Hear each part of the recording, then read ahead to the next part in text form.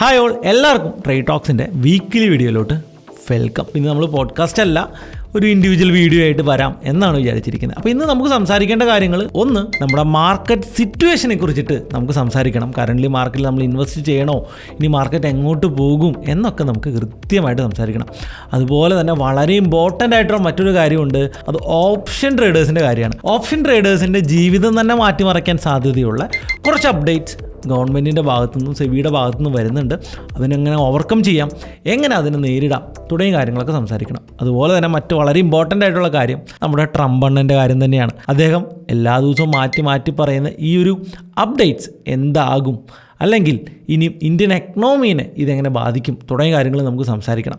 തുടർന്ന് മറ്റൊരു ഇമ്പോർട്ടൻറ്റ് കാര്യം, റിലയൻസിൻ്റെ ഒരു മീറ്റിംഗ് AGM കഴിഞ്ഞിട്ടുണ്ട്. അപ്പോൾ അതിൽ നിന്ന് പുറത്തു വരുന്ന കുറച്ച് കാര്യങ്ങൾ ഒരുപക്ഷെ അത് നിഫ്റ്റിയെ തന്നെ പിടിച്ചു കുലുക്കാനൊക്കെ സാധ്യതയുള്ള കാര്യങ്ങളാണ്. നമ്മൾ മാർക്കറ്റ് സിറ്റുവേഷനിലോട്ട് നമ്മൾ വരികയാണെങ്കിൽ നമുക്കറിയാം, നമ്മുടെ നിഫ്റ്റി കഴിഞ്ഞ കുറേ ദിവസങ്ങളായിട്ട് ഒരു ബീറിഷ് പൊസിഷനിലാണ് പോകുന്നത്. ട്രംപിൻ്റെ 50% താരിഫ് ഇന്ത്യൻ മാർക്കറ്റിനെ പിടിച്ച് കുലുക്കുകയോ ഇല്ലയോ എന്നുള്ളതൊക്കെയാണ് നമ്മൾ സംസാരിക്കേണ്ടത്. നമുക്കറിയാം 25,600 ലെവൽ മുതൽ നമ്മൾ പറയുന്നതാണ് നമ്മുടെ മാർക്കറ്റ് ബീറിഷ് ആണേ എന്ന്. അപ്പോൾ അതിനുശേഷം മാർക്കറ്റ് ഒന്ന് വീണു, എഗെയിൻ പെട്ടെന്നൊന്ന് തിരിച്ചു കയറി, അതുപോലെ തന്നെ പെട്ടെന്ന് തിരിച്ചിറങ്ങി വന്ന് ഒരു മേജർ സപ്പോർട്ടായിട്ടുള്ള 24,400 എന്ന് പറയുന്ന ലെവലിലാണ് നിൽക്കുന്നത്. അപ്പോൾ നമ്മൾ വിചാരിച്ച അത്രയും വലിയൊരു വീഴ്ചയൊന്നും നമ്മുടെ നിഫ്റ്റിക്ക് ഇല്ല എന്ന് നമുക്ക് കാണാനായിട്ട് പറ്റും. അപ്പോൾ അത്രയും വലിയൊരു നെഗറ്റിവിറ്റി ഇല്ലാത്തത് കൊണ്ടല്ല മാർക്കറ്റ് വീഴാത്തത്. ആ നെഗറ്റിവിറ്റിക്ക് ബദലായിട്ട് വളരെ പോസിറ്റീവായിട്ടുള്ള കുറച്ച് കാര്യങ്ങൾ അപ്പുറത്ത് നടന്നു എന്നുള്ളത് കൊണ്ടാണ് വലിയ ഫാളുകളൊന്നും കറൻ്റ്ലി ഇല്ലാത്തത്. അപ്പോൾ കറണ്ട് സിറ്റുവേഷൻ ഇനി എന്തായിരിക്കും എന്ന് ഡിസ്കസ് ചെയ്ത് കഴിഞ്ഞാൽ, ടെക്നിക്കലി പറയുകയാണെങ്കിൽ മാർക്കറ്റ് ഇപ്പോൾ ഒരു ലോവർ ലോ സ്ട്രക്ചർ മേക്ക് ചെയ്തുകൊണ്ടിരിക്കുകയാണ്. ഒരു മേജർ സപ്പോർട്ട് സോണിലാണ് നിൽക്കുന്നത്. ഈ ലെവൽ മാർക്കറ്റ് ബ്രേക്ക് ചെയ്യാൻ സാധിച്ചാൽ, സെല്ലേഴ്സിന് ഈ ലെവൽ ബ്രേക്ക് ചെയ്യാൻ സാധിച്ചു കഴിഞ്ഞാൽ 23,800, തുടർന്ന് 23,400 ലെവലുകളും 23,22 തുടങ്ങിയ താഴത്തോട്ടുള്ള ഓരോ ലെവലുകളും മാർക്കറ്റിന് ക്രൂഷ്യൽ സപ്പോർട്ടാണ്. ഈ നിൽക്കുന്ന 24,400 ലെവല് വളരെ ക്രൂഷ്യലാണ് എന്ന് നമുക്ക് പറയേണ്ടതായിട്ട് വരും. അപ്പോൾ ഇന്ന് നമ്മൾ വീഡിയോ ചെയ്യുന്ന സമയത്ത് ഫ്രൈഡേ നമുക്ക് വളരെ പോസിറ്റീവായിട്ടുള്ളൊരു ഡേറ്റ വന്നിട്ടുണ്ട്. അത് മറ്റൊന്നുമല്ല, ഇന്ത്യയുടെ GDP റേറ്റാണ് അല്ലേ. നമ്മുടെ GDP ഗ്രോത്ത് വലിയ ഒരു കുതിച്ചുചാട്ടം കാണിച്ച ഒരു ഡേ ആണ്. പക്ഷേ ഇൻഫ്ലേഷൻ ജസ്റ്റ് 1% to 2% കുറയുകയും GDP ഇത്രയും വലിയൊരു കുതിച്ചുചാട്ടം നടത്തുകയും ചെയ്തു എന്ന് പറഞ്ഞു കഴിഞ്ഞപ്പോൾ എല്ലാ അനലിസ്റ്റുകൾക്കുള്ള ഏറ്റവും വലിയൊരു പ്രോബ്ലം എന്താണെന്നറിയോ, ഇത്രയും GDP റേറ്റ് ശരിക്കും ഒറിജിനലാണോ അതോ ഗവൺമെൻറ് നമ്മളെ പറ്റിക്കുന്നതാണോ എന്ന്. അതിനോടൊന്നും തോന്നരുത്, എനിക്കും അതേ ഫീല് തന്നെയാണ് ഉള്ളത്. കാരണം ആക്ച്വൽ ഒരു GDP ഗ്രോത്ത് വരുന്നത് കുറച്ച് ഇൻഫ്ലേഷൻ, ഒരു 3, 4, 5% ഇൻഫ്ലേഷൻ ഉണ്ടെങ്കിൽ ഉറപ്പാണ് ഇന്ത്യക്ക് ഒരു 8, 9% ഗ്രോത്ത് കാണിക്കും. അപ്പോൾ ഇൻഫ്ലേഷൻ, പണപ്പെരുപ്പത്തിൻ്റെ ഒരു GDP ഗ്രോത്ത് എല്ലാ വർഷവും നടക്കുന്നുണ്ട്. അപ്പം ആക്ച്വൽ GDP ഗ്രോത്തിൽ നിന്ന് ഇൻഫ്ലേഷൻ കുറച്ചിട്ടുള്ളതാണ് നമ്മുടെ രാജ്യത്തിൻ്റെ യഥാർത്ഥത്തിലുള്ള വളർച്ച. ഓക്കെ, അപ്പോൾ ഈ തവണ ഇൻഫ്ലേഷൻ വളരെ കുറവാണ്. ഇൻഫ്ലേഷൻ കണ്ട 1%, 1.5% താഴെ എത്തുന്ന ഒരു അവസ്ഥയിലോട്ട് ഇത് നമ്മൾ ടോട്ടൽ ഇൻഫ്ലേഷൻ. അപ്പം GDP 7.5 എന്ന് പറയുമ്പോൾ നമ്മുടെ നാട്ടിൽ വില കൂടാതെ തന്നെ രാജ്യം വളരുന്നുണ്ട് എന്നാണ് ശരിക്കും ഈ കണക്ക് കാണിക്കുന്നത്. പക്ഷേ ഈ കണക്ക് എനിക്ക് എന്തൊക്കെയോ ഒരു സ്വരം ചേരുന്നില്ല എന്നൊക്കെ നമ്മൾ പറയുന്ന ടൈപ്പ് ഓഫ് വ്യൂ ആണ് എനിക്കുള്ളത്. നിങ്ങളുടെ അഭിപ്രായം രേഖപ്പെടുത്തുക.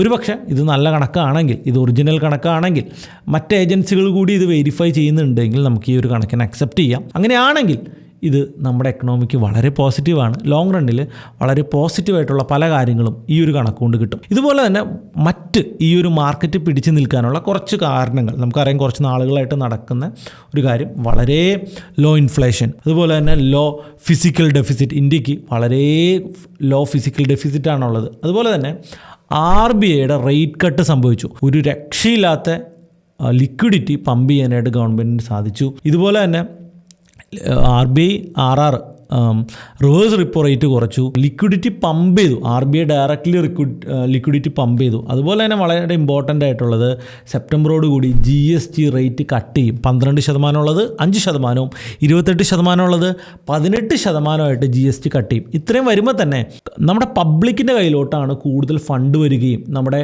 കൺസപ്ഷൻ ഭയങ്കരമായിട്ട് കൂടും എന്നാണ് നമ്മൾ മനസ്സിലാക്കേണ്ടത്. നിങ്ങൾ മനസ്സിലാക്കേണ്ട ഒരു ഇമ്പോർട്ടൻറ്റ് കാര്യം, ലോകത്തിലെ തന്നെ ഏറ്റവും കൂടുതൽ ബൈയിങ് പവറുള്ള മിഡിൽ ക്ലാസ് എന്ന് പറയുന്നത് ഇന്ത്യയാണ്. ഈ മിഡിൽ ക്ലാസ്സിന് കൂടുതൽ കൺസപ്ഷൻ ചെയ്യാനുള്ള ഒരു എക്സ്ട്രാ പവറാണ് ഈ പറഞ്ഞ 3 കാര്യങ്ങൾ കൊണ്ട് കിട്ടാനായിട്ട് പോകുന്നത്. അപ്പോൾ അത് ഇന്ത്യയിലെ കമ്പനികൾക്കും വലിയൊരു ഗ്രോത്ത് നൽകും എന്ന് നോക്കാം. അപ്പോൾ ഈ കൺസപ്ഷൻ തീമിൽ കിടക്കുന്ന സെക്ടേഴ്സ് നമുക്കറിയാം.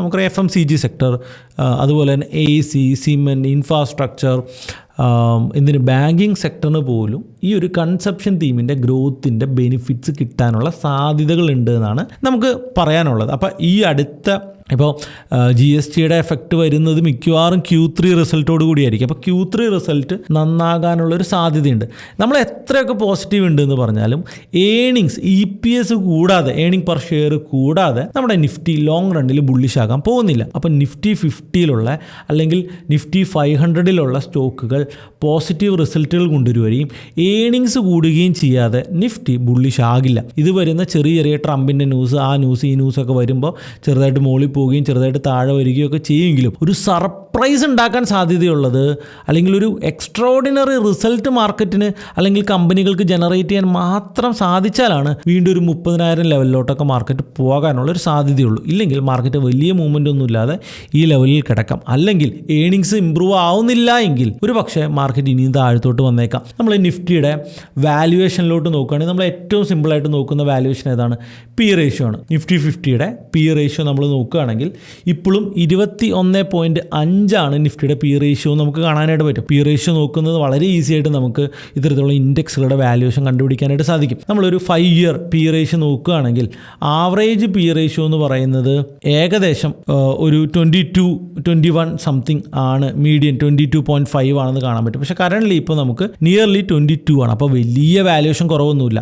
എപ്പോഴൊക്കെയാണോ 19 എത്തുന്നത് അല്ലെങ്കിൽ 20 എത്തുന്നത് ഈ ഒരു റീജിയനിൽ നിന്ന് മാർക്കറ്റ് പെട്ടെന്ന് ജമ്പ് ചെയ്യുന്നത് നമുക്ക് കാണാൻ പറ്റും. എന്നാൽ നമ്മളൊരു മാക്സിമം പി റേഷ്യോ നോക്കുകയാണെങ്കിൽ 21.9 ഒരു ആവറേജ് പി റേഷ്യോ. അതായത് കറൻ്റ്ലി എത്രയാണോ പി ആ ലെവലിൽ എത്തിയിരിക്കുന്നു പി റേഷ്യോ എന്ന് നമുക്ക് മനസ്സിലാക്കാം. അപ്പോൾ കുറച്ചുകൂടിയും ഡിസ്കൗണ്ടഡ് പ്രൈസിലോട്ട് അല്ലെങ്കിൽ കുറച്ചുകൂടിയും ബെസ്റ്റ് വാല്യുവേഷനിലോട്ട് പോയാൽ മാത്രമാണ് ഫോറിൻ ഇൻസ്റ്റിറ്റ്യൂഷണൽ ഇൻവെസ്റ്റേഴ്സ് ഇന്ത്യയിലോട്ട് മടങ്ങി വരാനുള്ള സാധ്യതയുള്ളൂ. മാത്രമല്ല അമേരിക്ക എന്ന് പറയുന്ന രാജ്യത്തെ പിണക്കുന്നത് ഇന്ത്യക്ക് അത്രയും നല്ലതല്ല. ഇതൊക്കെയാണ് കറണ്ട് മാർക്കറ്റ് സിറ്റുവേഷൻസ്. ഇപ്പോൾ ടെക്നിക്കൽ അനാലിസിസിലും ഫണ്ടമെൻ്റൽ അനാലിസിസിലും ഭയങ്കര പോസിറ്റീവായിട്ടുള്ള ഒന്നും തന്നെ മാർക്കറ്റിലില്ല. എന്നാൽ ഇന്ത്യയുടെ എക്കണോമിയിൽ നമുക്ക് പോസിറ്റീവായിട്ടുള്ള പലതും എടുക്കാനുണ്ട് എന്നുകൂടി നമ്മൾ റീഡ് ചെയ്യണം. അതുമാത്രമല്ല എക്സലൻറ്റ് GST കളക്ഷനാണ് നമുക്ക് കഴിഞ്ഞ മാസം ഉള്ളത്. അപ്പോൾ എല്ലാ മാസവും എത്രയൊക്കെ ചെയ്തിട്ടും GST കളക്ഷൻ ഇങ്ങനെ ജമ്പ് ചെയ്ത് വരികയാണ്. അപ്പോൾ GST കളക്ഷൻ ജമ്പ് ചെയ്ത് വരുന്നു എന്ന് പറഞ്ഞു കഴിഞ്ഞാൽ നമ്മൾ മനസ്സിലാക്കേണ്ടത് രാജ്യം കൂടുതൽ ടാക്സ് കളക്ട് ചെയ്യുന്നു എന്ന് മാത്രമല്ല, ഇവിടെ ബിസിനസ്സുകൾ കൂടുന്നുണ്ട്. ബിസിനസ്സുകൾ കൂടിയാലല്ലേ ഗവൺമെൻറ്റിന് ടാക്സ് പിരിക്കാൻ പറ്റുള്ളൂ. അപ്പോൾ ബിസിനസ്സുകൾ കൂടുന്നുണ്ട്. ബിസിനസ്സുകൾ കൂടുകയാണെങ്കിൽ കമ്പനികൾ മെച്ചപ്പെടും, ഏണിങ്സ് മെച്ചപ്പെടും എന്നുകൂടി നമുക്ക് ഇതിൽ നിന്ന് റീഡ് ചെയ്യേണ്ടതുണ്ട് എന്നാണ് മനസ്സിലാക്കുന്നത്. Q2ൻ്റെ advance tax result, advance tax അടച്ച ഡേറ്റകൾ അടുത്ത ആഴ്ച അല്ലെങ്കിൽ അടുത്ത മാസത്തോടുകൂടി ഏകദേശം വരും. അങ്ങനെയാണെങ്കിൽ Q2 എന്താകും എന്നുള്ളൊരു ചെറിയ ധാരണ നമുക്കൊരു 2-3 ആഴ്ചയ്ക്കുള്ളിൽ തന്നെ കിട്ടും. അതുമാത്രമല്ല നമ്മുടെ ക്രൂഡ് ഓയിലിൻ്റെ പ്രൈസിൽ വരുന്ന വലിയ കുറവ് നമ്മുടെ രാജ്യത്തിന് പോസിറ്റീവാണ്. ഓൾറെഡി നമുക്ക് വിലക്കുറവിനാണ് ക്രൂഡ് ഓയിൽ കിട്ടുന്നത്. കൂടുതൽ വിലക്കുറവിന് കിട്ടാനുള്ള സാധ്യതയുണ്ട്. ഇത് മാത്രമല്ല SIPയുടെ ഇൻഫ്ലോയ്ക്ക് യാതൊരു കുറവുമില്ല. നമ്മുടെ DIS വഴി, മ്യൂച്വൽ ഫണ്ടുകൾ വഴി എല്ലാ മാസവും ഏകദേശം 25,000 കോടി രൂപയുടെ ഫണ്ടാണ് ഇൻഫ്ലോ ആയിട്ട് നമ്മുടെ മാർക്കറ്റിൽ വരുന്നത്. ഉറപ്പായിട്ട് ഇത് നമ്മുടെ മാർക്കറ്റിനെ പിടിച്ചു നിർത്തും. ഇനി നമ്മുടെ മാർക്കറ്റിന് നെഗറ്റീവായിട്ട് എന്തൊക്കെ കാര്യങ്ങളുണ്ടെന്ന് ചോദിച്ചു കഴിഞ്ഞാൽ ഒരൊറ്റ പ്രധാനപ്പെട്ട നെഗറ്റീവ് കാര്യം എന്ന് പറയുന്നത് ട്രംപിൻ്റെ 50% താരിഫാണ്. അപ്പോൾ ട്രംപ് താരിഫ് ഏർപ്പെടുത്തുന്നത് ശരിയല്ല എന്ന് അമേരിക്കൻ കോടതികൾ പലരും പറഞ്ഞുവെങ്കിലും ഇത് മാറ്റുമെന്ന് ഞാൻ പ്രതീക്ഷിക്കുന്നില്ല. ഒരു സുപ്രീം കോടതി, അമേരിക്കയിലെ സുപ്രീം കോടതി പോയി ഇതിന് എഗെയിൻസ്റ്റ് ആയിട്ടൊരു വിധി വന്നാൽ പോലും ട്രംപ് മറ്റൊരു പേരിൽ ഇത്തരത്തിലുള്ള താരിഫ് ഇന്ത്യയിലോട്ട് കൊണ്ടുവരും. ഇന്ത്യ മാത്രമല്ല റഷ്യയിൽ നിന്ന് ഓയിൽ വാങ്ങുന്നത്, പക്ഷേ ഇന്ത്യക്ക് മാത്രമാണ് ഈ പണി കിട്ടുന്നത് എന്ന് നമ്മൾ മനസ്സിലാക്കുമ്പോഴാണ് എന്തുകൊണ്ട് അമേരിക്ക ഇത് ചെയ്യുന്നു എന്ന് ചോദിച്ചു കഴിഞ്ഞാൽ, അമേരിക്ക ഒരു കാലത്ത് ജപ്പാനെ ഭയങ്കരമായിട്ട് സപ്പോർട്ട് ചെയ്തു. ജപ്പാൻ 1980, 91 വരെയുള്ള കാലഘട്ടങ്ങളിൽ അബ്നോർമൽ ഗ്രോത്ത് വരുത്തി അമേരിക്കയ്ക്ക് പോലും ഭീഷണിയാവുന്ന രീതിയിലോട്ട് വളർന്നു. അതൊക്കെ ട്രംപ് ഇപ്പോഴും സംസാരിക്കുന്ന ഒരു പ്രധാനപ്പെട്ട കാര്യമാണ്.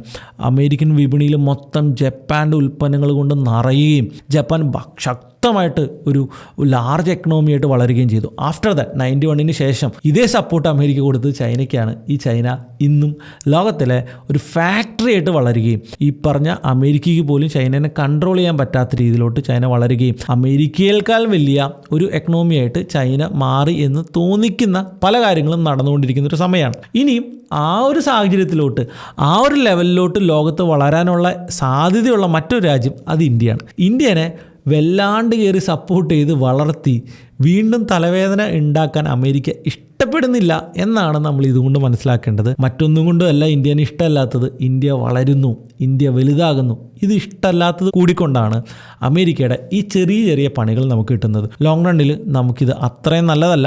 അമേരിക്കനെ പിണക്കി നമ്മൾ റഷ്യൻ ചേരിയിലൊന്നും പോയി ചേർന്ന് കഴിഞ്ഞാൽ നമ്മുടെ രാജ്യത്തിന് അത് അത്ര വലിയ ഗുണമുള്ള കാര്യമൊന്നുമല്ല. റഷ്യൻ ചേരിയിൽ നിന്ന് ഏത് രാജ്യമാണ് രക്ഷപ്പെട്ടിട്ടുള്ളത്? ഈ ചൈന പോലും റഷ്യൻ ചേരിയിൽ നിന്ന് മാറി പയ്യെ അമേരിക്കൻ ചേരിയിലോട്ട് മാറിയപ്പോഴാണ് നന്നായത്. നമ്മുടെ എക്കണോമി ഇമ്പ്രൂവ് ആയത് എന്നാണെന്ന് നിങ്ങൾ ആലോചിച്ച് നോക്കൂ.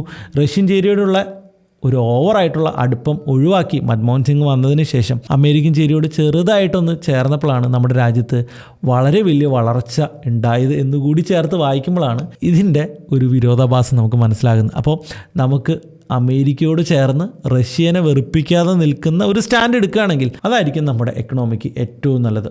ദെൻ ഇനിയും ഗ്ലോബൽ മാർക്കറ്റുകൾ എല്ലാം നിയർലി ഓൾ ടൈം ഹൈയുടെ അടുത്തൊക്കെ തന്നെയാണെങ്കിലും US എക്കണോമിയുടെ സ്ലോ ഡൗൺ ഗ്ലോബൽ മാർക്കറ്റുകളെ സ്ലോ ഡൗൺ ആക്കിക്കും. ഇതുകൊണ്ട് തന്നെ ഇന്ത്യൻ മാർക്കറ്റും സ്ലോ ഡൗൺ ആവാനുള്ളൊരു സാധ്യതയുണ്ട്. ഇനിയും ഇന്ത്യൻ മാർക്കറ്റിന് മാത്രമല്ല ഗ്ലോബൽ മാർക്കറ്റുകളെല്ലാം പൊട്ടൻഷ്യലായിട്ടുള്ളൊരു വലിയൊരു ത്രെഡ് അല്ലെങ്കിൽ വലിയൊരു പ്രോബ്ലം എല്ലാവരും സംസാരിക്കുന്ന ഈ താരിഫിൻ്റെ ഇടയിലൊക്കെ ആരും സംസാരിക്കാതെ പോകുന്ന ഒരു ഇമ്പോർട്ടൻറ്റ് കാര്യം എന്ന് പറയുന്നത് US-ലും ജപ്പാനിലുമുള്ള ഹൈ ഇൻട്രസ്റ്റ് റേറ്റ് ആണ്. പതിവില്ലാതെ US-ൽ എന്തായാലും ഇൻട്രസ്റ്റ് റേറ്റ് കൂട്ടിയിട്ട് കുറച്ച് നാളായി. എന്നാൽ ജപ്പാൻ ഈ അടുത്തിടയ്ക്ക് ഇൻട്രസ്റ്റ് റേറ്റ് കൂട്ടുന്നത് വലിയ പ്രോബ്ലമാണ്. കാരണം ഇൻട്രസ്റ്റ് റേറ്റ് വളരെ കുറവുള്ള ജപ്പാനിൽ നിന്നാണ് എല്ലാ ആളുകളും കടം മേടിച്ചുകൊണ്ട് മറ്റ് രാജ്യങ്ങളിൽ കൊണ്ട് ഇൻവെസ്റ്റ് ചെയ്യുന്നത്. എന്നാൽ ജപ്പാൻ ഈ പറഞ്ഞ ഇൻട്രസ്റ്റ് റേറ്റ് കൂട്ടിക്കൊടുത്താൽ ജപ്പാനിൽ തന്നെ ഇൻവെസ്റ്റ് ചെയ്യാൻ ആളുകൾ കൂടുതൽ തയ്യാറാകും എന്നുള്ളതാണ്. ഇതുകൂടാതെ ഇന്നലെ കേട്ടൊരു പോസിറ്റീവ് ന്യൂസ് ഉണ്ട്. ജപ്പാനിൽ നിന്ന് 10 ട്രില്യൺ റുപ്പീസ് ഇന്ത്യയിലോട്ട് ഇൻവെസ്റ്റ്മെൻറ്റ് വരുന്നു. ഇന്ത്യൻ ഗവൺമെൻറ് ജപ്പാനിൽ പോയിട്ട് ചർച്ചകൾ നടത്തി ജപ്പാൻ ഇവിടേക്ക് കൊണ്ടുവന്ന് ഇൻവെസ്റ്റ് ചെയ്യുന്നു. ഈ 10 ട്രില്യൺ US അല്ല ഇന്ത്യയിലോട്ട് വരാൻ പോകുന്നത്, 10 ട്രില്യൺ യെന്നാണ്. അത് കൺവേർട്ട് ചെയ്ത് വരുമ്പോൾ അത് ഒരു ലെസ് ദാൻ വളരെ ചെറിയ 10 കൊല്ലം കൊണ്ടാണ് വളരെ ചെറിയ എമൗണ്ടാണ്. ഇന്ത്യൻ എക്കണോമിയിൽ അത് അത്ര വലിയ ഇമ്പാക്റ്റ് ഒന്നും ഉണ്ടാക്കാൻ പോകുന്നില്ല എന്നാണ് എനിക്ക് തോന്നുന്നത്. എന്നാലും അതും ഒരു ചെറിയൊരു പോസിറ്റിവിറ്റിയാണ്. ഇനി അടുത്തത് കറണ്ട് മാർക്കറ്റ് വാല്യുവേഷനാണ്. നമ്മൾ ഓൾറെഡി പറഞ്ഞു വാല്യുവേഷൻ ഈസ് ഹൈ. അത് ഒരു വലിയ നെഗറ്റിവിറ്റി തന്നെയാണ്. ഏണിങ്സ് കൂടാതെ എന്ത് ചെയ്യാം, ഏണിങ്സ് കൂടാതെ മാർക്കറ്റ് മുകളിലോട്ട് പോവില്ല എന്ന് തന്നെ മനസ്സിലാക്കണം. അപ്പോൾ വലിയ ഫാള് വന്നില്ലെങ്കിലും വലിയൊരു ഉയർത്തെഴുന്നേൽപ്പൊന്നും മാർക്കറ്റിൽ ഉണ്ടാക്കാൻ കറൻ്റ്ലി പോകുന്നില്ല എന്ന് എല്ലാവരും റീഡ് ചെയ്യാം. അതുപോലെ തന്നെ IPOs ആണ്. കറൻ്റ്ലി മാർക്കറ്റിൽ വലിയ രീതിയിലുള്ള IPOs വരുന്നത് മാർക്കറ്റിൽ നിന്ന് പുതിയ സ്റ്റോക്കുകളിലോട്ടുള്ള ഔട്ട് ഫ്ലോയിലോട്ടുള്ള കാര്യങ്ങൾ കൊണ്ടുപോകും. പ്ലസ് ഇപ്പോഴും പ്രൊമോട്ടേഴ്സ് ഹൈ വാല്യൂഷനിൽ ഇരിക്കുന്ന പല കമ്പനികളുടെയും പ്രൊമോട്ടേഴ്സ് ഇക്വിറ്റികൾ കുറയ്ക്കുന്നത് ഓവർ വാല്യൂഡ് ആണ് മാർക്കറ്റ് എന്ന് നമ്മളെ കാണിക്കുന്നതാണ്. ഇത്രയും നെഗറ്റിവിറ്റീസും ഇത്രയും പോസിറ്റിവിറ്റീസും നമ്മുടെ മാർക്കറ്റിൽ ഓൾറെഡി ഉണ്ട്. ഇനി നിങ്ങൾക്ക് ഇത് ഞാൻ പറഞ്ഞതിൽ നിന്ന് അറിയാത്ത എന്തെങ്കിലും കാര്യങ്ങൾ നിങ്ങൾക്ക് ഉണ്ടെങ്കിൽ നിങ്ങൾ താഴത്ത് കമൻറ്റ് ചെയ്യാം. ഇതുപോലെ തന്നെ നമ്മൾ സംസാരിക്കേണ്ട മറ്റൊരു കാര്യം, അപ്പോൾ കറൻ്റ്ലി മാർക്കറ്റിൽ ബീറിഷ് തന്നെയാണ് ഞാൻ. ബീറിഷിൽ ഒരു മാറ്റമില്ല. എന്നാൽ ഒരു എക്സ്ട്രാ ബീറിഷ് വ്യൂ കറൻ്റ്ലി ഞാനില്ല. ഒരു പക്ഷേ കണ്ടിന്യൂസ് ആയിട്ട് മാർക്കറ്റ് താഴ്ത്തിട്ട് പോയേക്കാം. എന്നാൽ നല്ല ചില സെക്ടേഴ്സിലോട്ട് എൻട്രി ചെയ്യാൻ ഇതൊരു അവസരമായിട്ട് വേണമെങ്കിൽ കൂട്ടാം എന്നാണ് ഞാൻ പറയുന്നത്. കണ്ണടച്ച് ഏതെങ്കിലും സ്റ്റോക്ക് പോയി എടുക്കുകയല്ല, കൺസപ്ഷൻ തീമിൽ നല്ല നല്ല സ്റ്റോക്കുകൾ ഐഡൻറ്റിഫൈ ചെയ്യാം. എന്തിന് US-ലോട്ട് കയറ്റി അയക്കുന്ന പല സ്റ്റോക്കുകളും ഇപ്പോൾ US-ലോട്ടൊരു 20% കയറ്റി അയക്കലുള്ളൂ എങ്കിൽ പല സ്റ്റോക്കുകളും ഈ ഒരു ന്യൂസ് വന്നു കഴിഞ്ഞപ്പോൾ 50% ഇടിഞ്ഞു. കമ്പനിയിൽ US-ലേക്കിട്ടുള്ള ഫുൾ ഇൻകം കട്ട് ചെയ്താൽ പോലും ഒരു 20% മാത്രം ഇടിയേണ്ട പല കമ്പനികളും 50% ഇടിഞ്ഞു. അങ്ങനെയാണെങ്കിൽ അതൊരു ഓപ്പർച്യൂണിറ്റി അല്ലേ, ചീപ്പ് വാല്യുവേഷന് കിട്ടില്ലേ. അപ്പോൾ വാല്യുവേഷൻ നോക്കി കൺസപ്ഷൻ തീമിൽ വരുന്ന നല്ല സ്റ്റോക്കുകളെ പോർട്ട്ഫോളിയോയിലോട്ട് ആഡ് ചെയ്യാൻ പറ്റിയ നല്ല സമയമാണ്. ഒന്നിച്ച് പോയിട്ട് ലപ്സായിട്ട് ഇടുക അല്ല ചെയ്യേണ്ടത്.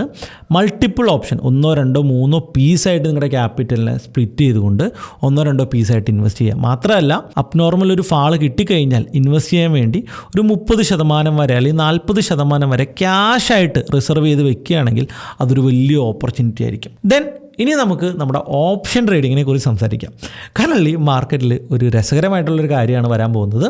ഈ മാസം മുതൽ ഓപ്ഷൻസ് ചൊവ്വാഴ്ചയാക്കി എന്നുള്ള കാര്യം നിങ്ങൾക്കറിയാലോ. മാത്രമല്ല സെബി വളരെ ശക്തമായിട്ട് സംസാരിക്കുന്ന ഒരു കാര്യം ഓപ്ഷൻ ട്രേഡിംഗ് മന്ത്ലി മാത്രമാക്കാൻ പോകുന്നു, അല്ലെങ്കിൽ വീക്ക്ലി ഓപ്ഷൻസ് നിർത്താൻ പോകുന്നു എന്നുള്ളതാണ്. നമുക്കറിയാം 3 വർഷം മുമ്പ് സെബിയുടെ ഡേറ്റയായിട്ട് വന്നു 91% ഓഫ് ഓപ്ഷൻ ട്രേഡേഴ്സ് നഷ്ടത്തിലാണ്. അപ്പോൾ അത് ഒഴിവാക്കാനായിട്ട് ഓപ്ഷൻ ട്രേഡേഴ്സിനെ കൺട്രോൾ ചെയ്യാം. ഇത് കൺട്രോൾ ചെയ്യുന്നതിൻ്റെ ഭാഗമായിട്ട് 4 പ്രാവശ്യം STT ട്രാൻസാക്ഷൻ ചാർജസ് കൂട്ടി. പിന്നെ എന്തൊക്കെ ചെയ്തു? ലോട്ട് സൈസ് കൂട്ടി. അതുകൂടാതെ പല ടാക്സുകളും കൂട്ടി. ട്രേഡേഴ്സിനെ കൺട്രോൾ ചെയ്യാൻ വേണ്ടിയിട്ടാണ് പല ടാക്സുകൾ കൂട്ടി. വീക്ക്ലി ഓപ്ഷൻസ് സ്റ്റോപ്പ് ചെയ്തു. ബാങ്ക് നിഫ്റ്റിയുടെ വീക്ക്ലി ഓപ്ഷൻസ് സ്റ്റോപ്പ് ചെയ്തു. ഒരു എക്സ്ചേഞ്ചിന് ഒരു വീക്ക്ലി ഓപ്ഷൻ മാത്രം മതി എന്നുള്ള നിയമങ്ങളിലോട്ടൊക്കെ വന്നു. ഇങ്ങനെ പല അപ്ഡേറ്റ്സും ചെയ്തിട്ടും ഡാറ്റ നോക്കുമ്പോൾ എല്ലാവരും ലോസിൽ തന്നെയാണ്. അപ്പോൾ സെബി പറയാണ് ഇനിയും ഡാറ്റ കുറയ്ക്കണമെങ്കിൽ ചെയ്യേണ്ട കാര്യം വീക്ക്ലി ഓപ്ഷൻസ് ഫുള്ളായിട്ട് നിർത്തണം എന്നാണ്. ഇതൊക്കെ കഴിഞ്ഞ് വന്ന ഡാറ്റ നോക്കി കഴിഞ്ഞപ്പോൾ വീണ്ടും 93% ആൾക്കാരാണ് നഷ്ടം. പക്ഷേ ഓപ്ഷൻസിൻ്റെ ടോട്ടൽ ടേൺ ഓവർ വലിയ രീതിയിൽ കുറവ് വന്നിട്ടുണ്ടോ എന്നുള്ളത് ഈ നടപടികൾക്ക് വളരെ ആക്കം കൂട്ടുന്നൊരു കാര്യമാണ്. അല്ലെങ്കിൽ ഇത്തരം നടപടികൾ വേണം എന്ന് ഉള്ളൊരു കാര്യമായിട്ട് നമുക്ക് കൂടാം. ഇതുകൂടാതെ ജെയിൻ സ്ട്രീറ്റിനെ കൺട്രോൾ ചെയ്യാനായിട്ട് സെബി ശ്രമിക്കുന്നു. ഇങ്ങനെ പല പല നടപടികളിൽ നിന്ന് വന്നു. ഇപ്പോൾ ഇനി വരാൻ പോകുന്ന നടപടി വീക്ക്ലി ഓപ്ഷൻസ് നിർത്തും എന്നുള്ളതാണ്. ഇത് വേണോ വേണ്ടയോ എന്നുള്ളത് എനിക്കറിയത്തില്ല. ഒരു നല്ലതിന് വേണ്ടിയിട്ടാണോ അതോ മറ്റെന്തെങ്കിലും കാര്യത്തിന് വേണ്ടിയിട്ടാണോ ഇതൊക്കെ ചെയ്യുന്നത് എന്ന് ചോദിച്ചു കഴിഞ്ഞാൽ ഇറ്റ്സ് വെരി ഡിഫിക്കൽട്ട്. എന്നെ സംബന്ധിച്ചോളം വീക്ക്ലി ഓപ്ഷൻസ് നിർത്തുന്നത് വളരെ മോശമായിട്ടുള്ള കാര്യമാണ്. പേഴ്സണലി ഞാൻ ഏറ്റവും നന്നായിട്ട് ട്രേഡ് ചെയ്യുന്നത് വീക്ക്ലി ഓപ്ഷൻസിലാണ്, മന്ത്ലി ഓപ്ഷൻസിലല്ല. അപ്പോൾ ഇനി മന്ത്ലി ഓപ്ഷൻസിലോട്ട് മാറുമ്പോൾ വീണ്ടും ഒന്നുമേന്ന് അനാലിസിസുകളും ഡാറ്റ അനാലിസിസുകളും കോണ്ട് അനാലിസിസുകളും ഒക്കെ ചെയ്യണമെന്നുള്ളത് ഭയങ്കര ഡിഫിക്കൽട്ടായിട്ടുള്ള കാര്യമാണ്. പക്ഷേ ഒരു ഓപ്ഷൻ ഇല്ലെങ്കിൽ പണിയെടുത്തേ പറ്റുള്ളൂ എന്നുള്ളതാണ് എനിക്ക് പറയാനുള്ളത്. എല്ലാവരും നിങ്ങളുടെ അഭിപ്രായം ഒന്ന് കമൻറ്റ് ചെയ്യുക. ഇത്തരം കാര്യങ്ങൾ വേണോ വേണ്ടയോ എന്നുള്ള കാര്യങ്ങളൊക്കെ സംസാരിച്ച് കഴിഞ്ഞാൽ പലർക്കും പല അഭിപ്രായങ്ങൾ, ഇപ്പോൾ കഴിഞ്ഞ വീഡിയോയിൽ ഞാനിത് സംസാരിക്കുമ്പോൾ പലരും പല അഭിപ്രായം പറയുന്നതായിട്ടൊക്കെ കേട്ടു. ഇത്രയേ ഉള്ളൂ ഈ ഒരു വീക്കിൽ അപ്ഡേറ്റ്സ്. ഇത് മാത്രമല്ല, ഓണാണ് വരാൻ പോകുന്നത്. ഒരു സ്പെഷ്യൽ എപ്പിസോഡ് നിങ്ങൾക്കായിട്ട് വെയിറ്റിംഗ് ആണ്. Good bye.